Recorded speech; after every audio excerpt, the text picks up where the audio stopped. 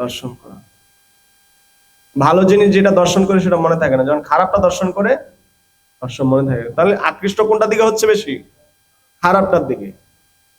সমস্ত ইন্দ্রিয়গুলি যখন বিষয়ের সাথে সংযুক্ত হয়ে যায়, যেই বলছে এখানে কি সংযোগ বলতে, যে ইন্দ্রিয় সুখ তা যে কোনো জনিতেই প্রাপ্ত হওয়া যায়, এটা পূর্বকৃত কর্ম অনুসারে। এই প্রকার সুখ আপনা থেকেই কোনো কোনো প্রচেষ্টা ছাড়াই লাভ হয়ে থাকে। ঠিক যেভাবে আমাদের জীবনে দুঃখ আসে, দুঃখের জন্য কেউ প্রয়াস করে? কেউ করে না। দুঃখ আসে না? দুঃখ আসে। ঠিক সেরকম সুখের জন্য প্রয়াস করার দরকার নাই, সুখ সেটা অটোমেটিক আসবে, এটা স্বাভাবিক, অটোমেটিক আসবে। এটার জন্য আমাকে কষ্ট করতে হবে না। আর পরের শ্লোকে কি বলছিলেন? তৎ প্রয়াস ন কর্তব্য যত আয়ু ব্যয় পরম ন তথা বিন্দুতে ক্ষম মুকুন্দ চরণাম্বুজম। দেন ইন্দ্রিয় সুখ ভোগ অথবা অর্থনৈতিক উন্নতি সাধনের মাধ্যমে জড়সুখ ভোগের প্রয়াস করা উচিত নয়, কারণ তার ফলে বাস্তবিক কোনো লাভ হয় না, পক্ষান্তরে কেবল সময় এবং শক্তিরই অপচয় হয়। মানুষের প্রয়াস যদি কৃষ্ণ ভক্তির দিকে পরিচালিত হয়, তাহলে নিঃসন্দেহে আত্ম উপলব্ধির চিন্ময় স্তর প্রাপ্ত হওয়া যায়। অর্থনৈতিক উন্নতি সাধনে যুক্ত হওয়া ফলে কোনো লাভ হয় না, বরং ক্ষতি হয়। এভাবে প্রহ্লাদ মহারাজ অনেক সুন্দর সুন্দর শ্লোক এটা বলছে। যেমন আমরা বাল্যকাল থেকে 10 বছর পর্যন্ত এভাবে নষ্ট হয়ে যায়, তারপরে 10 বছর খেলাধুলা করতে করতে নষ্ট হয়ে যায়। 30 থেকে 50 বছর আমরা সক্রিয় জ্ঞানে থাকি, 50-এর পরে আমাদের এই শরীর, জড় শরীর আর কোনো কাজে লিপ্ত হতে পারে না। এই জন্য আমাকে সেবা করার জন্য সংসারের থেকে আরো 2 জনের দরকার হয়। আমাকে সংসারে একটা বোঝা মনে হয়।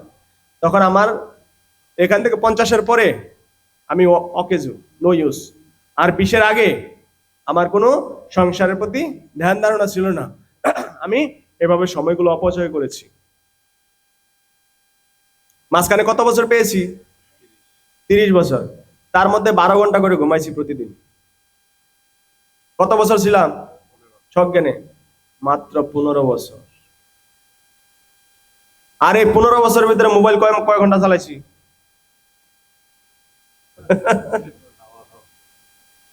খাইতে বইতে উঠতে সবসময় মোবাইল।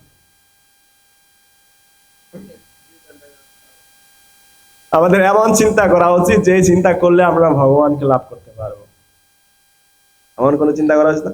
এখানে অনেক সুন্দর, কি বলবো, এত সময় নেই যে সবগুলো শ্লোক অধ্যয়ন করি। এত সুন্দর সুন্দর, এই যে এখানে বলছে 14 নম্বর শ্লোকটা, কুটুম্ব পোষায় বিনয় নিজ আয়ু ন বুদ্ধ তে অর্থং বৃহতং প্রমত্ত। যে ব্যক্তি অত্যন্ত আসক্ত হয়ে বুঝতে পারে না যে তার কুটুম্ব ভরণ পোষণে সে তার জীবনের মূল্যবান সময় নষ্ট করছে, তার যে পরিবার পরিজনদেরকে আত্মীয় স্বজন বলে মনে করে, তার মূল্যবান সময়ের অপচয় করছে মাত্র। সেও বুঝতে পারে না যে পরম সত্যকে উপলব্ধি করার জন্য অত্যন্ত অনুকূল ও মনুষ্য জীবন অনর্থক নষ্ট করছে। কিন্তু সে অত্যন্ত বুদ্ধিমত্তা ও সাবধানতার সঙ্গে দেখে যে একটি পয়সাও যেন অনর্থক নষ্ট না হয়। আমরা এই টাকাগুলোকে কত যত্ন সহকারে রাখি না? চেষ্টা করি যে একটা টাকাও যেন অনর্থক কেউ নষ্ট না করতে পারে, আমার থেকে নিয়ে যেতে না পারে।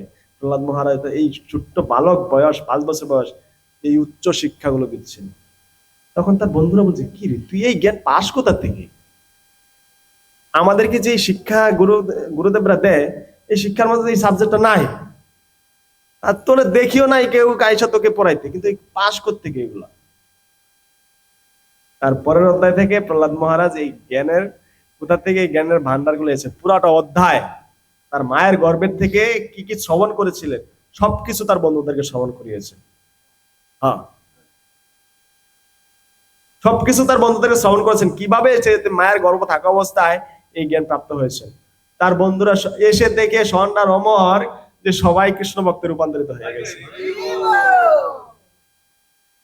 এখন সন্ধ্যার অমর দেখে তো পাগল হয়ে গেছে যে এতদিন একজন প্রহ্লাদ মহারাজ ছিল, প্রহ্লাদ একজন ছিল, এখন সবাই প্রহ্লাদ হয়ে গেছে। একজন মাতাজি ছিল রাশিয়ায়, ওনাকে যখন জেলে ঢুকাই দিছে, ওই জেলের ভিতরে সবার কাছে প্রচার করতেছে। এই হয়েছে প্রহ্লাদ মহারাজের শিক্ষা। আপনি যেখানে থাকেন, যেই পরিস্থিতি থাকেন, সেই পরিস্থিতিতে ভগবানের প্রচার করো। জয় জয় প্রহ্লাদ মহারাজ কি জয়। তো হিরণ্যকশিপুর মৃত্যুটা বলবো নাকি, না তো বলেছে যেহেতু মহারাজ। তো ষণ্ডার অমর বাধ্য হয়ে আবার তাকে নিয়ে এসছে তার পিতার কাছে, যে একে সম্ভব না কোনোভাবে, একে মানে আমাদের দ্বারা সম্ভব হচ্ছে না কোনোভাবে একে। এখন দেখছি একা এসে ভক্ত ছিল, এখন সবাইকে ভক্ত বানিয়ে নিয়েছে। ওখানে গিয়ে দেখি সবাই হরিনাম করছে, আমরা বাধ্য হয়ে সেখানে মৃদঙ্গ করতাল সবকিছু ভাঙতে হয়েছে। যেমন সাতগাজি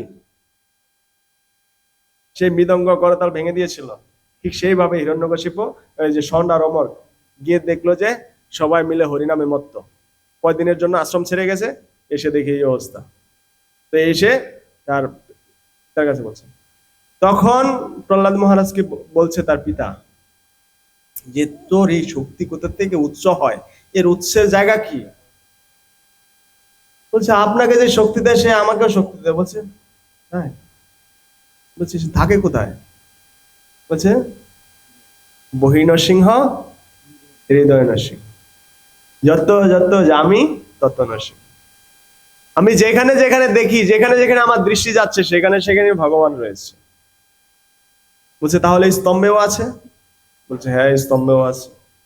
তখন হিরণ্যকশিপু আর গলা দিয়ে জোরে আঘাত করলেন এই স্তম্ভের মধ্যে। তখন ভগবানের রূপ প্রকটিত হলেন, একদম এমন গর্জন করলেন সেই প্রকট হওয়ার আগে সেই পিলার থেকে যে ত্রিভুবন কম্পিত হচ্ছে সেই আওয়াজের কারণে। আর দেবতারা ভাবছে যে প্রলয় চলে এসছে, প্রলয় তো আসার কথা ছিল না এখন, তাহলে কেন এই এই আওয়াজ হচ্ছে? তখন বলছে ওই দেব নারীরা বুঝতে পেরেছে যে ভগবানের আবির্ভূত হয়েছে। একজন মায়ের দ্বারাই সম্ভব বোঝা যে সন্তান পৃথিবীতে ভূমিষ্ঠ হচ্ছে। তখন এই দেব নারীরা সবার প্রথম বুঝতে পেরেছে ভগবান আবির্ভূত হয়েছে। তখন তারা ভগবানকে দর্শন করার জন্য তার পতিদেরকে বলছে ভগবানকে দর্শন করতে যাও। এখনকার স্ত্রী এরকম না, আবার যদি শুনে যে মন্দিরে যাচ্ছে, খবরদার, যদি মন্দিরে যাচ্ছে, মন্দিরে যাওয়া যাবে না। যে কোনো জায়গায় যাওয়ার সমস্যা নেই, মন্দিরে যাওয়া যাবে না। এখানে অনেক ভক্ত, এখানে কয়েকজন ভক্ত দীক্ষা পেয়েছিল, আজকে তারা ভক্তি জীবনে নাই, তাদের স্ত্রীর সবর্জনিত কারণে সরিয়ে দিয়েছে ভক্তি জীবন থেকে। আপনারা চেষ্টা করবেন স্ত্রীটা যেন এরকম হয়, আপনাকে ভক্তিতে লিপ্ত করতে পারে। বলে আর কোথাও যাও যাও যাও, সমস্যা নাই, ইসকন মন্দিরে যাইতে পারবো না, কোন মন্দিরে গেলে সমস্যা। সেভাবে হিরণ্যকশিপু আবির্ভূত হয়ে, সরি, ভগবান নৃসিংহদেব আবির্ভূত হয়ে হিরণ্যকশিপু বধ করলেন, সেটা আপনারা সবাই জানেন। জয় জয় ভগবান নৃসিংহদেব কি জয়। শুদ্ধ ভক্ত প্রহ্লাদ মহারাজ কি জয়। শ্রীলা প্রভুপাদ কি জয়। নিতাই গৌর প্রেমানন্দে।